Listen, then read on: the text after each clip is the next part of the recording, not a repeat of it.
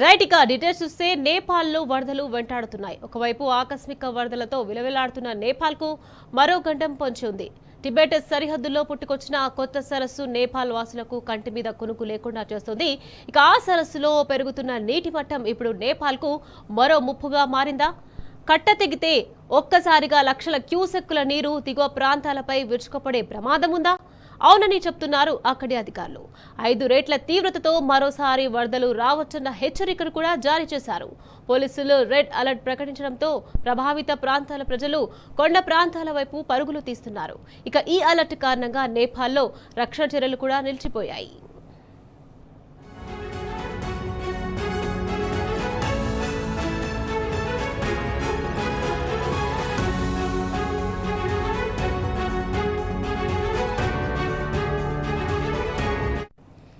ఇప్పటికే జరిగిన జల విలయంలో 547 మంది ప్రాణాలు కోల్పోయారు. ఇక వేలాది మంది గల్లంతయ్యారు.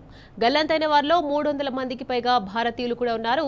ఇంతటి విపత్తు నుంచి నేపాల్ ఇంకా కోలుకోకముందే ఇప్పుడు వరుస భూకంపాలు కూడా భయపెడుతున్నాయి. ఇక నేపాల్ ఆ దేశ సరిహద్దు ప్రాంతాల్లో భూకంపాలు అక్కడి ప్రజలకు వణుకు పుట్టిస్తున్నాయి. టిబెట్ చైనాలోని సిచువాన్లో ప్రకంపనలు సంభవించాయి. వరుస భూకంపాలతో హిమాలయ ప్రాంతం ఉలిక్కిపడుతోంది.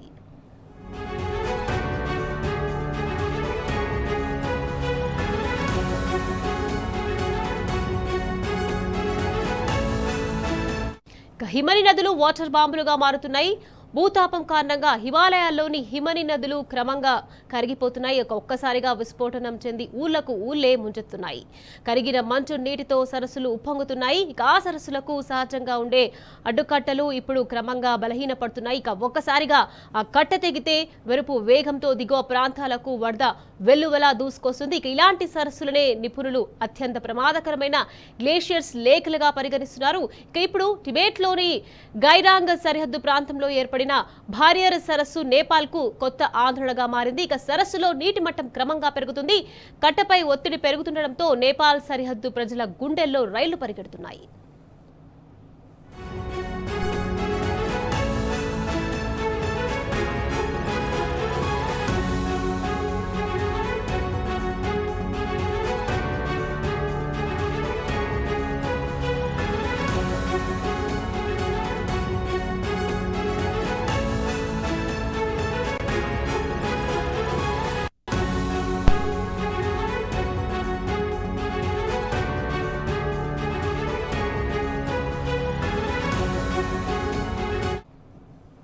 ఇక ఇప్పటి వరకు నేపాల్ వరదల కారణంగా 1473 మందికి గాయాలయ్యాయి. ఇక గల్లంతైన వారిలో 300 మందికి పైగా భారతీయులు ఉన్నట్లు కేంద్రం తెలిపింది. ఇక అంతేకాదు మొత్తం గల్లంతైన వారిలో దాదాపు 30 దేశాలకు చెందిన వారు ఉన్నట్లు తెలుస్తోంది. ఇక ఇప్పటి వరకు 85 మంది భారతీయులు సురక్షితంగా ప్రమాదం నుంచి బయటపడ్డారు. అయితే ఈషా ఫౌండేషన్ కు చెందిన 77 మంది యాత్రికులు ఆచూకీ ఇంకా లభించలేదు. ఇక వరదల్లో చిక్కుకున్న వారిలో తెలంగాణకు చెందిన 23 మంది ఎన్ఆర్ఐలు ఉన్నారు. ఇక వారిలో 14 మందికి అమెరికా పౌరసత్వం ఉన్నవారే. అంటే ఇది కేవలం నేపాల్ విషాదం మాత్రమే కాదు, భారత్తో పాటు అనేక దేశాలను కలవరపెడుతున్న అంతర్జాతీయ విషాదం.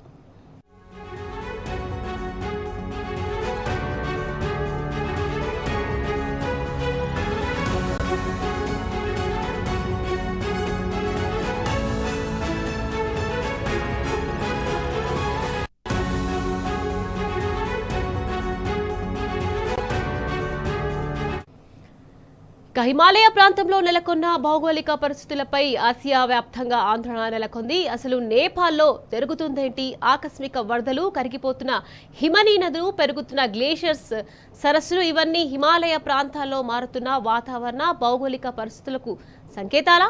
ఇప్పుడు నేపాల్ ప్రజల ముందున్న అతిపెద్ద ప్రశ్న ఇదే. భారియర్ సరస్సు కట్ట తెగుతుందా? తెగితే మరో మెరుపు వరద తప్పదా? ఇప్పటికే వరదలతో నాశనమైన ప్రాంతాలను మరోసారి వరద నీరు ముంచెత్తితే పరిస్థితి ఏంటి? ప్రాణాలు అరచేతిలో పెట్టుకుని కొండ ప్రాంతాల వైపు పరుగులు తీస్తున్న నేపాల్ ప్రజలకు ఇప్పుడు ప్రకృతి ఎలాంటి పరీక్ష పెట్టబోతుంది? మరో మహా జలప్రలయం ముంచుకొస్తుందా? వరదల తర్వాత భూకంపాలు ఎందుకు కలవరపెడుతున్నాయి? నేపాల్లో అసలు ఏం జరగబోతుంది? భారత్తో పాటు ప్రపంచ దేశాల్లోనూ ఉత్కంఠ పరిస్థితి నెలకొంది.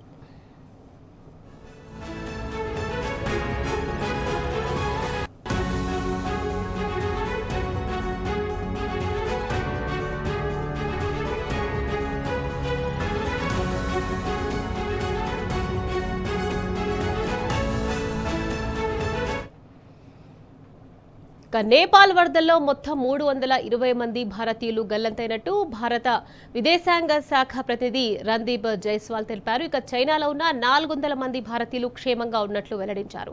ఇప్పటి వరకు నేపాల్ వరదల్లో 547 మంది మరణించగా వరదల దాటికి 1473 మందికి గాయాలైనట్లు పేర్కొన్నారు. ఇక వరదల్లో గల్లంతైన వారి ఆచూకీ కోసం గాలింపు కొనసాగుతుందని, ఇక భారతీయులను సురక్షితంగా భారత్కు తీసుకొచ్చేందుకు ప్రయత్నాలు జరుగుతున్నాయని చెప్పారు. Of a particular sector.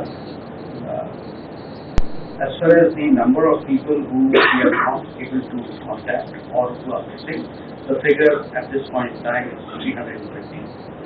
But please do keep in mind that we are in a dynamic situation, so figures keep going up and down. Also, we have to reconcile several lists that we are dealing with. There are also around 100 persons of Indian origin who remain uncontactable. So these are people of Indian origin who may have gone for Kailash Mansarovar, but they hold other nationalities.